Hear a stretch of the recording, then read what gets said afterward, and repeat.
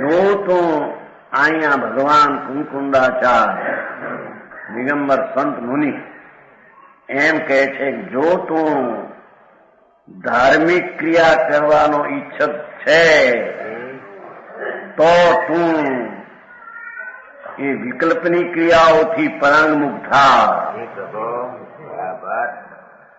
અને આત્મા આનંદ અને જ્ઞાન સ્વભાવથી ભરેલો એની સન્મુખ થા અને સન્મુખની જે એકાગ્રતા એ સતત નિશ્ચલ સ્થિર ભાવ.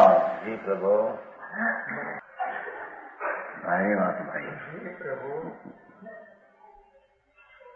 જો તું ઈચ્છે છે કે ધર્મ ક્રિયા મારે કરવી છે તો તું વિકલ્પની વૃત્તિઓના રાગના વ્યવહાર ભાવથી પરાંગમુખ થા, વિમુખ થા અને ટીકાળી ભગવાન આત્માના ભાવ આનંદ ને જ્ઞાન ટીકાળી એની સન્મુખ થા. બરાબર કો સમજાય છે? ખાય વિતરાગ ધર્મ અલૌકિક અપૂર્વ છે. લોકો માની બે છે બહારથી આ ધર્મ ધર્મ ધર્મ. સમજાણું કાંઈ? દયા કરવી, ભક્તિ કરવી, પૂજા કરવી, ભગવાનની સ્તુતિ કરવી, એવો બધો જે વિકલ્પ છે તો રાગ છે. બરાબર. એ રાગ તો વિભાવ છે. એ ધર્મનો એમાં અભાવ છે. તો એ વિકલ્પની વૃત્તિઓથી પાછો હટ. આ ઈચ્છતો હોય તો પાછો હટીને સન્મુખ થા. સમજાવું કાંઈ? ભગવાન આત્મા અનંત અનંત આનંદ અને અનંત અનંત જ્ઞાનનો પુંજ પ્રભુ આત્મા, એવો નિજ પરમાત્મા, પોતાનો પરમાત્મા, ભગવાનનો પરમાત્મા એ તો એની પાસે રહ્યો. બરાબર. એ પરમાત્માની સ્તુતિ કરવા જાય તો એને વિકલ્પ ને રાગ જ ઉત્પન્ન થાય. એમ કે છે ત્યાં નિજ પરમાત્માથી ત્યાં વિમુખ થઈ જાય છે અને પરની સન્મુખ થાય છે. મારી જૈન ધર્મ એવી ચીજ છે કે દુનિયાને સાંભળવા મળી નથી. એને મળ્યું છે બધું ઊંધું.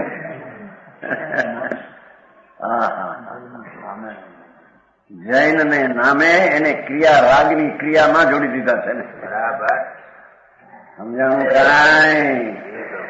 જે ધર્મ નથી તેમાં તેને જોડી દીધા છે. ઘણી વાત એ લોકો એમાં જોડાયા છે, બધા જોડે જાય.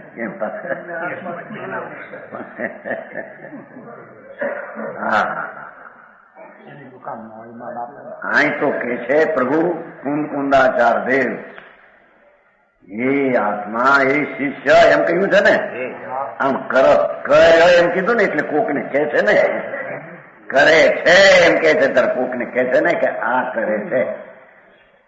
એ શિષ્ય એમ થોડું ટીકામાં દીધું.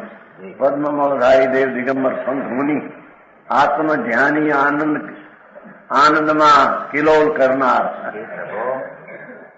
અંતર में अतीन्द्रिय आनंद में किलोल रमत वेदन કરવા વાળા મુનિ એમ કહે છે ટીકામાં કે કુંકુંડાચાર દેવ ભગવાન એમ ફરમાવે છે, એ શિષ્ય એ વ્યવહારની ક્રિયા જે વિકલ્પ છે એનાથી પરાંગમુખ થા. જો સાચું ધર્મની ક્રિયા કરવી હોય તો આ તો કરવી હોય તો તેની વાત છે. હા કરે છે. ગજબ વાત પોતાને નાખ્યા. સમજાણું કાંઈ? ભગવાન આત્મા અનંત આનંદ ને જ્ઞાનનો પુંજ પ્રભુ, એના સન્મુખ અંતર જા, એમાં ઠરે છે જીવ, એને ધાર્મિક ક્રિયા થાય છે. બરાબર. સમજાણું કાંઈ?